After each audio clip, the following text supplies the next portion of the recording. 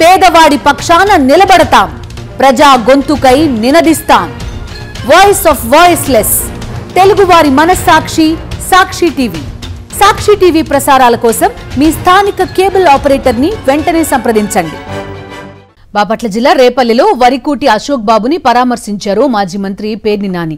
కూటమి నేతలు అధికార మదంతో వ్యవహరిస్తున్నారని ఆగ్రహం వ్యక్తం చేశారు పేర్ని నాని. కూటమి సర్కార్ కక్ష సాధింపు చర్యలకు పాల్పడుతోందని, అధికార బలం ఉందని విర్రవీగుతున్నారన్నారు. భూమి కనిపిస్తే ప్లాట్లు వేయడమే కూటమి ఎమ్మెల్యేలకు తెలుసు అని, రైతుల బాధలు చంద్రబాబు అండ్ కోకి ఏం తెలుసు అని నిలదీశారు పేర్ని నాని.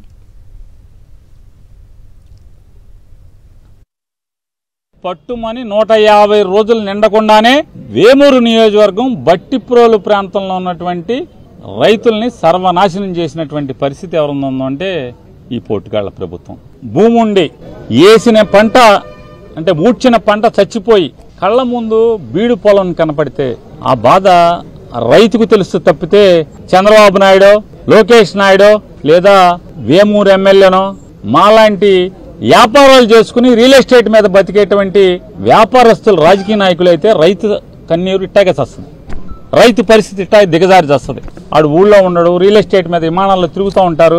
పొలం కనబడితే ఇందులో ఏ పంట పండుద్ది అనే దానికంటే కూడా ఈ కొత్తగా వచ్చిన డబ్బుతో వచ్చినటువంటి రాజకీయ నాయకులు, దిగుమతి రాజకీయ నాయకుల వల్ల ఏంటి జరుగుద్దాయా అంటే డబ్బుతో పైనుంచి వచ్చి రైతు కష్టం తెలియదు.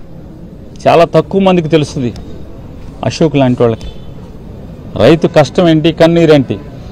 ఇవాళ ఈ ఎమ్మెల్యేలందరికీ కూడా ఇవాళ ఈ 164లో ఈ అధికారాన్ని ఎలగబెడుతున్నటువంటి వాళ్ళందరూ కూడా భూమి కనపడంగానే దీన్ని ప్లాట్గా మారిస్తే ఎంత వస్తుంది, ఎన్ని ప్లాట్లు వస్తాయి, అఫీషియల్గా లేఅవుట్ చేస్తే ఎంత వస్తుంది, ఎన్ని గజాలు వస్తాయి నికరంగా, అనామతిగా చేస్తే ఎన్ని గజాలు వస్తాయి, రోడ్డు వేస్తే ఎంత పలుకుద్ది, రోడ్డు వేయకుంటే ఎంత పలుకుద్ది, దాంట్లో కరెంట్ స్తంభాలు ఎక్కడ వేయాలి, లేదా ఆడికి అంట కట్టాలా, ఇటువంటి ఆలోచన చెప్తే అరే భూమి కనపడితే దీంట్లో వరి పండుద్దా లేదా చామదంప పండుద్దా, పసుపు పండుద్దా అనేటువంటి స్పృహ ఆలోచన లేనటువంటి వాళ్ళందరూ ఇవాళ రాజకీయాల్లోకి రావటం వల్లే ఇవాళ రైతుకి దౌర్భాగ్య పరిస్థితి.